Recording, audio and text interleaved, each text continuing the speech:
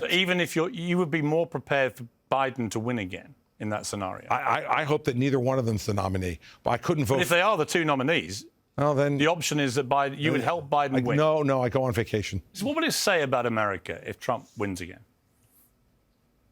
Look, I think the rest of the world will look at us and think, why would you want someone of that awful character and that mediocre performance to be your president?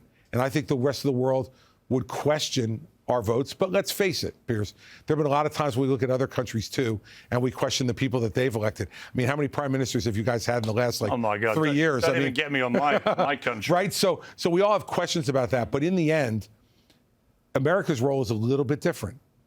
And we are the leader of democracy around the world. We are the arsenal of democracy. We are the shining light to people who look for us to be able to stand strong and defend liberty in the world.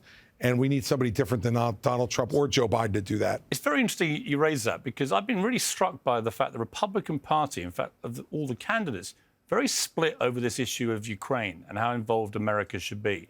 Some of the candidates implacably opposed to any more involvement, in fact, want to remove any more money and military hardware and so on. Many others completely full on behind Ukraine and supporting President Biden in giving them what they need. Where do you sit with this? I sit fully behind Ukraine. We have to stand up against those kind of authoritarian aggressors. And remember, Vladimir Putin, Donald Trump says he's a terrific guy and a great leader. I don't know. It doesn't look like that to me. I stand behind Ukraine for that reason. Second, it's a proxy war with China. China is funding the Russians in this war. They are coordinating with Iran to provide and watching to weapons. See what happens with regard to potentially invading Taiwan. That's right, where I was going, Piers. You know, the Chinese are going to look at this and say, does America stand up for its friends? Taiwan's a friend of America.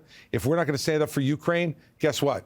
President Xi, another guy who Donald Trump thinks is a great guy and handsome too, he thinks that of Xi. Xi will be in Taiwan faster than you could say Jimmy Carter if we don't stand up in Ukraine. And so to me, they have deserved our support because of who they are. And we, in our own national interests, have to support Ukraine to send a very clear message to China, Iran, and North Korea.